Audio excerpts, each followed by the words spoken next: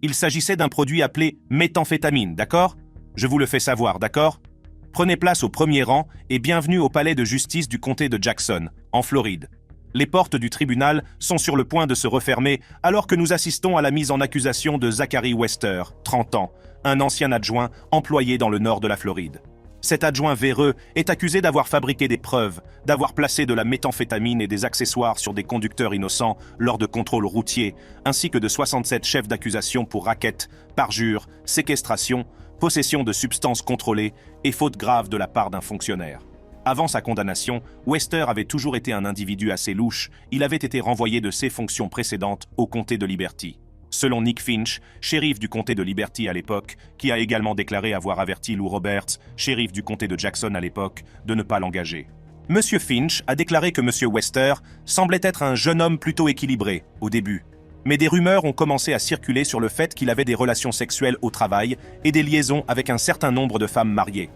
Après 9 mois dans le comté de Liberty, il a été licencié et a trouvé un emploi dans le comté de Jackson. Ses agissements douteux se sont néanmoins poursuivis dans ce comté.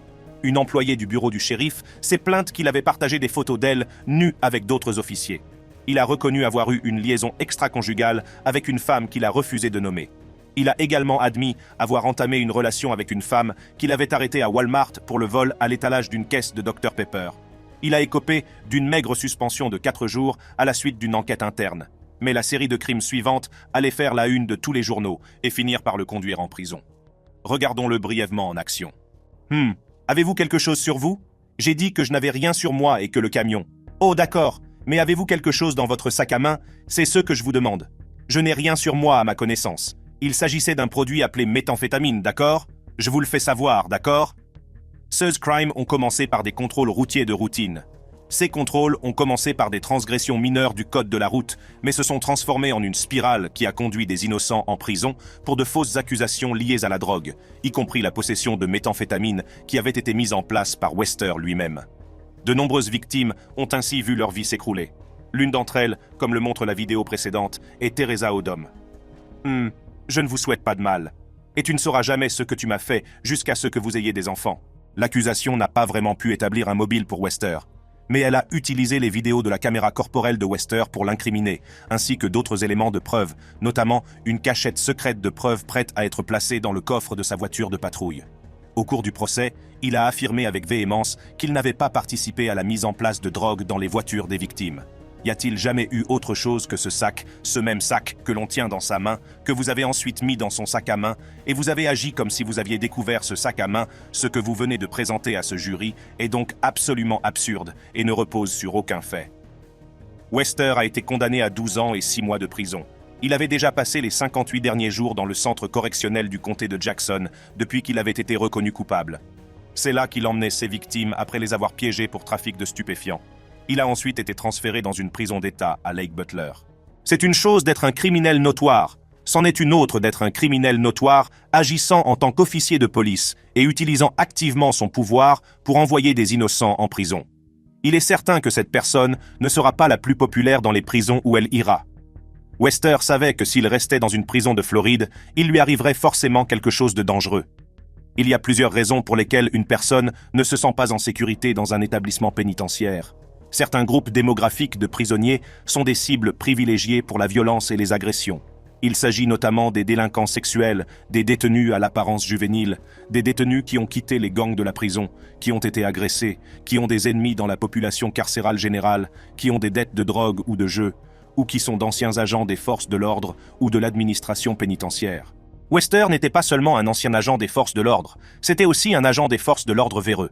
Sans surprise, il a été notifié que Wester avait été transféré de l'établissement public de Lake Butler, qui accueille initialement les nouveaux condamnés, vers un autre établissement à Hawaï. La notification, émanant du système d'information et de notification des victimes de Floride, ne précisait pas l'établissement ni le motif du transfert. La notification disait « Ce courriel vous informe que Zachary Wester, dont le numéro de délinquant est G91136, a été transféré du centre d'accueil et de soins médicaux à la garde d'un établissement situé hors de l'État, à Hawaï, et qu'il a été transféré à un autre établissement. Son avocat a indiqué qu'il avait été question que son client soit transféré pour des raisons de sécurité, mais il a affirmé qu'il n'était pas au courant de la date exacte du transfert. Il n'a pas été possible de déterminer immédiatement quand il a été transféré ou si sa destination finale serait en fait hors du continent. Le système de notification des victimes d'Hawaï indique qu'il est en détention au centre correctionnel de Saguaro, un établissement privé situé à l'extérieur de Phoenix, en Arizona, qui accueille des prisonniers originaires d'Hawaï. Theodore Dyer. Le prochain flic ripou qui n'a pas eu le luxe d'être transféré dans un autre établissement a subi le sort d'un autre détenu. Theodore Dyer, 67 ans, purgeait une peine de 25 à 50 ans de prison pour comportement sexuel criminel au premier degré sur une fillette de 9 ans. Si vous ne le savez pas, il s'agit du pire des pires, car il implique une pénétration et est considéré comme l'infraction la plus grave. Tout a commencé lorsque Mary et sa fille de 9 ans ont emménagé dans le Michigan, dans un appartement de Grand Haven, en avril 2012. L'appartement était situé juste à côté de Theodore Dyer, 67 ans, ancien officier de police de l'aéroport du comté de Muskegon. Mary n'avait aucune raison de soupçonner l'ancien policier, car il semblait être un citoyen de banlieue ordinaire qui vivait avec sa petite amie. Theodore et sa compagne n'ont jamais eu d'enfants, ce qui pourrait expliquer en partie la fascination tordue de Theodore pour les enfants. Mais cette fascination tordue se cachait derrière le comportement apparemment joyeux et facile à vivre de ce citoyen de 67 ans. La mère de la victime a déclaré aux médias ce qu'elle pensait de lui avant l'incident. « Je n'ai jamais eu de raison de m'inquiéter pour lui. » Elle a également évoqué les relations cordiales que Mary et sa fille entretenaient avec Theodore et sa petite amie. « Depuis ce jour, nous nous parlons tous les jours, lui et sa petite amie n'ont jamais eu d'enfants. Alors ils ont adopté mes enfants, je suppose. » Environ un an après leur emménagement, en juin 2013, la fille de Mary s'est rendue à l'appartement de Theodore comme n'importe quel autre jour, mais c'est ce jour-là que le monde et la réalité de Mary se sont effondrés. Mais quelque chose m'a dit « Ne frappe pas. C'était juste quelque chose dans ma tête. Entre », s'est dit Mary. Mary a navigué dans l'appartement de Theodore et a fini par arriver devant la chambre à coucher. Elle a remarqué que la porte était fendue et a pu jeter un coup d'œil à l'intérieur. C'est alors qu'elle a vu l'horrible spectacle de Theodore en train d'agresser sa petite fille. J'ai claqué la porte, je l'ai attrapé et je suis remonté dans notre appartement. Je lui ai demandé si ce que j'avais vu, il le faisait vraiment. Elle a dit oui. Elle a immédiatement composé le 911 et Theodore Dyer a été arrêté et reconnu coupable d'un chef d'accusation de conduite sexuelle criminelle au premier degré. Le pire, c'est que l'incident n'était même pas le premier. La fille de Mary a déclaré à l'inspecteur que c'était la 3e fois qu'elle était victime d'une agression. Elle ne me l'a jamais dit, mais elle a dit à l'inspecteur que c'était la 3e fois, dit Mary en parlant de sa fille décrivant les actions de Dyer. Theodore Dyer a été reconnu coupable et condamné à une peine de 25 à 50 ans de prison au centre correctionnel de Saginaw. Environ 10 mois après le début de sa peine, Theodore Dyer a été étranglé dans sa cellule du centre correctionnel de Saginaw par cet homme, Steven Sandison. Il est de notoriété publique que les délinquants sexuels et les agresseurs d'enfants ont la durée de vie la plus courte en prison. Bon nombre d'entre eux trouvent la mort entre les mains de leurs codétenus.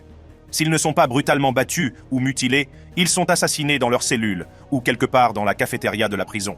C'est ainsi que fonctionne le système pénitentiaire. Les criminels dont les crimes impliquent des enfants et des femmes sont généralement placés en détention préventive. Cela s'explique par le fait que ce genre de choses se produit assez souvent. La plupart des criminels endurcis n'aiment pas faire du mal aux enfants. Après le meurtre de Theodore Dyer, Sandison a été arrêté par les gardiens de la prison et emmené là où il a été interrogé. Et voici ce qu'il avait à dire sur l'ensemble de l'incident. Il m'a dit pour quelle raison il était en prison. Il a été accusé d'avoir violé une fillette de 11 ans.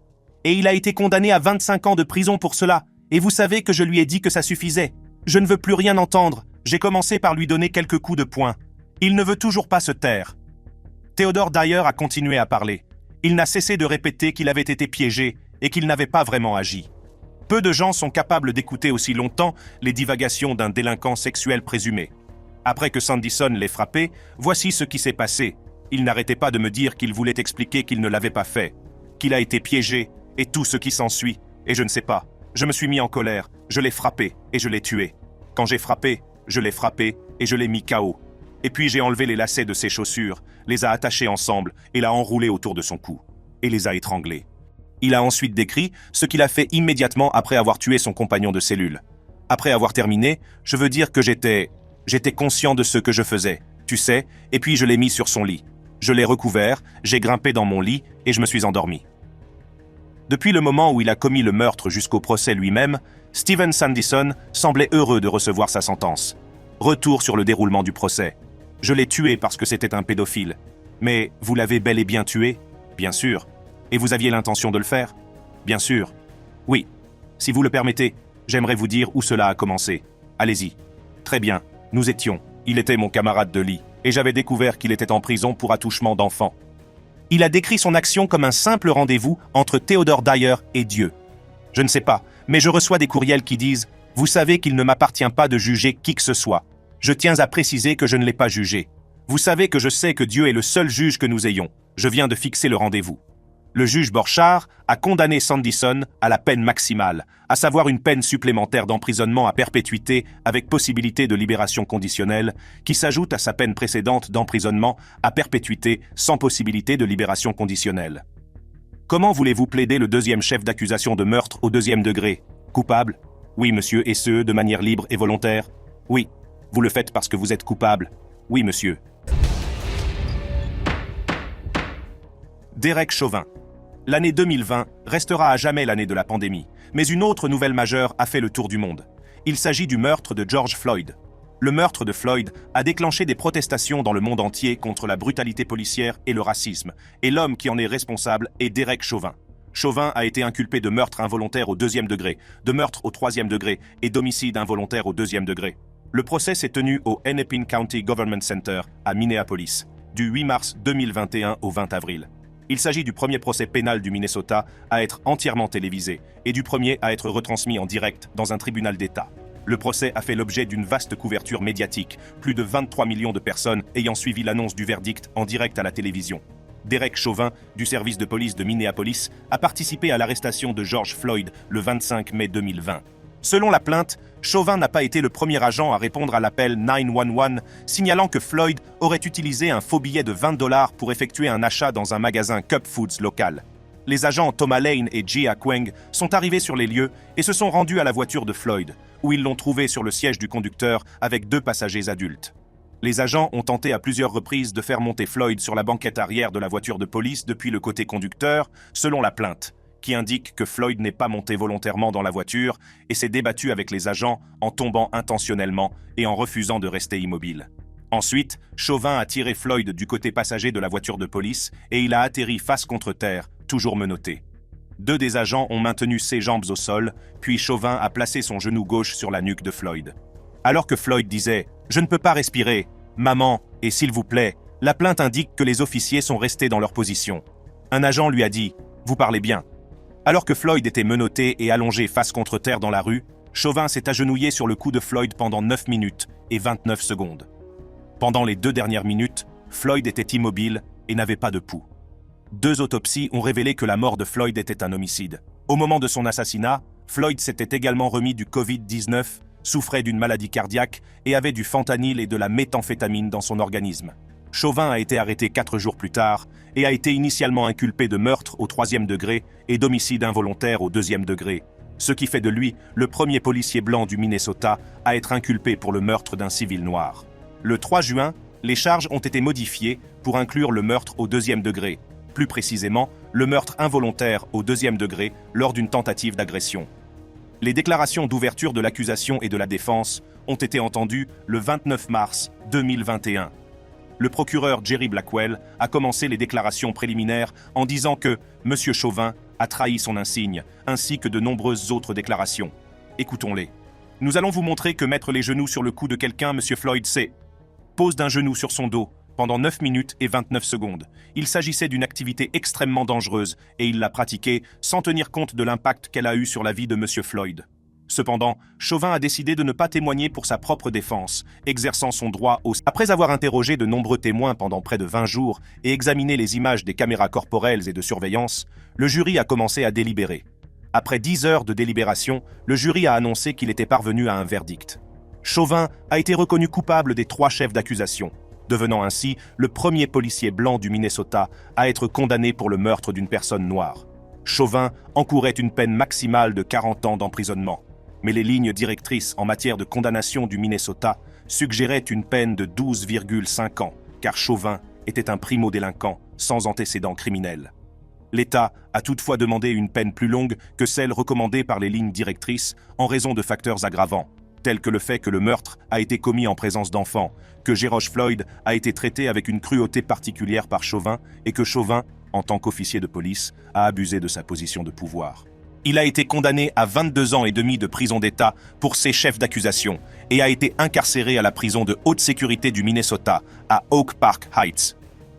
Après sa condamnation pour meurtre, Chauvin attendait son procès pour violation des droits civils aux côtés de ses collègues Tu Tao, Thomas Lane et G. Alexander Kueng. Chauvin a été accusé d'avoir violé les droits civils de Floyd lors de son meurtre au Memorial Day 2020 et d'avoir violé les droits civils d'un adolescent noir lors d'un autre incident en 2017. Chauvin a conclu un accord avec les procureurs fédéraux pour éviter un procès. Selon les termes de l'accord, il a plaidé coupable pour les accusations relatives aux droits civils en échange de son transfert dans une prison fédérale pour le reste de sa peine, tant pour les accusations fédérales que pour celles de l'État. En effet, Derek Chauvin est essentiellement une cible ambulante en prison.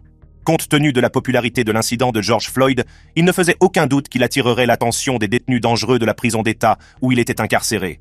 C'est pourquoi il a demandé à être transféré dans une prison fédérale. Les prisons fédérales sont plus confortables et plus sûres que les prisons d'État, avec moins de détenus violents et dangereux et moins de surpopulation. À Oak Park Heights, Chauvin a été placé à l'isolement dans une cellule de 3 mètres sur 3, 23 heures par jour, pour sa propre sécurité, en raison du caractère très médiatisé de l'assassinat. Il n'est autorisé à sortir de sa cellule qu'1 heure par jour pour faire de l'exercice et ne se mêle pas à la population générale. L'ancienne profession de Chauvin, en tant qu'agent des forces de l'ordre, l'expose à un risque accru, car il y a plus de chances qu'il rencontre des détenus qu'il a arrêtés ou aidés à mettre hors d'état de nuire lorsqu'il était derrière les barreaux de la prison d'État. Ce risque de rencontre sera probablement réduit dans un établissement fédéral. Si le bureau des prisons estime qu'il est sûr de placer Chauvin parmi la population carcérale générale, il vivra avec moins de restrictions et pourra participer au travail et à l'éducation à l'intérieur de l'établissement. Florisvaldo de Oliveira, officier de la police militaire le jour, justicier et tueur en série la nuit. C'est l'histoire de Florisvaldo de Oliveira, également connu sous le nom de Cabo Bruno, l'un des personnages les plus controversés de l'histoire de la police sud-américaine. Il a été accusé de plus de 50 meurtres dans la banlieue de São Paulo au cours des années 1980. Il a d'abord admis ses décès, mais les a ensuite niés dans son témoignage. Florisvaldo de Oliveira est né le 18 novembre 1958 à Uchoa, une ville de l'État de São Paulo. Bien qu'il soit né à Uchoa, il a passé son enfance à Catanduva, une municipalité et la deuxième plus grande ville de la partie nord de l'État de São Paulo. C'est dans la ville de Catanduva qu'il a gagné son célèbre surnom de Cabo Bruno, ou Capitaine Bruno. Il s'agissait d'une comparaison sournoise avec l'alcoolique du quartier à l'époque, et le nom s'est immédiatement imposé.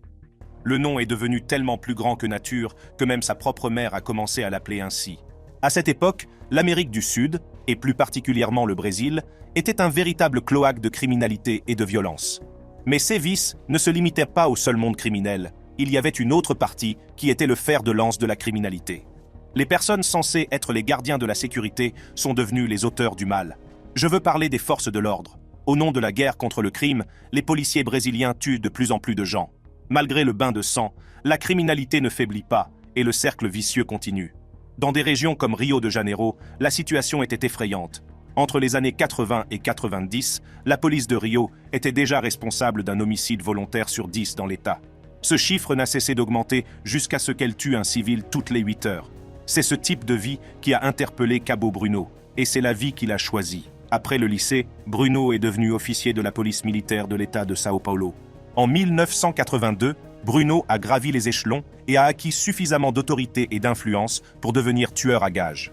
Cabo Bruno était connu comme une sorte de justicier, tuant pour une injustice qu'il percevait comme telle, généralement dans la périphérie de São Paulo et de ses environs. Pendant ses jours de congé, il se rendait souvent en voiture dans la banlieue de São Paulo où il tuait ses victimes, jeunes, noirs et pauvres. C'est le profil de ceux qui meurent généralement aux mains de la police. Le racisme est un élément fondamental pour expliquer certaines des violences commises par les forces de l'ordre, et Cabo Bruno ne fait pas exception à la règle. On dit qu'il a tué parce qu'il haïssait les marginaux, bien que des témoignages ultérieurs suggèrent que certains des meurtres étaient motivés par l'apparence des victimes. Il a utilisé plusieurs voitures pour kidnapper ses victimes, dont une Chevrolet Chevette, une Ford Maverick et une Chevrolet Impala de 6e génération, dont les couleurs ont toujours été changées, afin de promouvoir sa notoriété et de le rendre impossible à traquer. Cabo Bruno a été arrêté pour la première fois en septembre 1983, après avoir été accusé de plus de 20 meurtres. Il n'a avoué qu'un seul meurtre, commis le 6 février 1982 dans le bidonville de Jardim Selma. Il aurait été dénoncé par un ami de la victime, qui a survécu. Au moment où l'enquête a commencé à bien se dérouler, on a parlé de la protection de hauts fonctionnaires, mais l'accumulation de preuves a entraîné l'effondrement de ces fonctionnaires. Après 12 procès, dont un au cours duquel plusieurs autres policiers ont comparu, les nombreuses preuves ont condamné Cabo Bruno à 113 ans de prison. Ce que Cabo Bruno a vécu en prison n'a rien à voir avec les autres hommes de la liste. On est loin du thème habituel des représailles et de la peur de la sécurité. Cabo Bruno a reçu une illumination spirituelle et est devenu évangéliste. Il a insisté sur le fait qu'il préférait ne pas être appelé Bruno, afin de se distancier de sa vie impitoyable de justicier. Outre l'illumination spirituelle, il a également développé son côté artistique en prison. Il a commencé à peindre des tableaux acryliques qui ont été exposés à Sao Paulo en 1998. 10 ans plus tard, en juillet 2008, il est devenu pasteur dans une chapelle œcuménique de la prison. Il y a épousé une femme au foyer qui travaillait bénévolement pour la prison. En 2009, après avoir purgé un 6e de sa peine, il a demandé à être transféré dans une prison semi-ouverte, ce qui lui a été accordé le 19 août 2009. La tragédie s'est abattue sur Cabo Bruno. Il n'a pas survécu très longtemps et est décédé 1 mois seulement après avoir été transféré dans une prison semi-ouverte, sorti de prison. Vers 23h30, Cabo Bruno rentrait chez lui en voiture après un service religieux avec des proches et a été abattu par 2 hommes lors d'une attaque bien planifiée. Sa famille et ses amis sont indemnes. Les 2 hommes ont tiré sur Cabo Bruno à 18 ou 20 reprises. Ils semblaient être des justiciers, faisant ce que Cabo Bruno lui-même faisait environ 25 ans auparavant. C'est étrangement poétique. Gerard John Schaeffer, l'un des pires tueurs en série de l'histoire de l'Amérique, pire que Ted Bundy. C'est en ces termes que le procureur a décrit Gerard John Schaeffer. Killer Cop, Hangman, Butcher of Blind Creek, tels sont les noms utilisés pour décrire cette personnification du mal. Il a été accusé du meurtre et de la mutilation de 2 adolescentes en Floride en 1972 et est soupçonné d'avoir commis jusqu'à 26 autres meurtres. Schaeffer a eu une éducation très perturbée. Il a décrit son enfance comme troublée et turbulente, en grande partie à cause des fréquents déménagements de la famille, de l'alcoolisme de son père et de la violence verbale fréquente de ce dernier à l'égard de sa femme et de ses enfants. Schaeffer est également devenu un voyeur au milieu de l'adolescence et est connu pour avoir pris l'habitude de se travestir. L'un de ses camarades de classe a fait ce commentaire cinglant à son sujet. « Je ne me souviens pas qu'il ait été ami avec l'un ou l'autre des garçons. Il était toujours à l'écart. En fait, la seule chose dont je me souvienne vraiment, c'est que je devais toujours rentrer ma jupe sous mes jambes parce qu'il se tenait pratiquement sur la tête pour regarder sous la jupe d'une fille. Il a également développé des fantasmes érotiques consistant à infliger de la douleur à des femmes qu'il jugeait dignes de son mépris. Ces fantasmes l'ont amené à développer un penchant pour le bondage et le sadomasochisme et à tirer du plaisir à s'infliger de la douleur. En grandissant, il est devenu de plus en plus dérangé, mais a trouvé le moyen de fonctionner comme un être humain normal. Il a fini par obtenir un emploi d'agent de la force publique. J'ai commencé à travailler comme enquêteur pour la société Wacken Hud, effectuer des enquêtes industrielles sur des vols et des choses de ce genre. Ensuite, j'ai obtenu mon diplôme en justice pénale et j'ai rejoint la police municipale de Wilton Manors.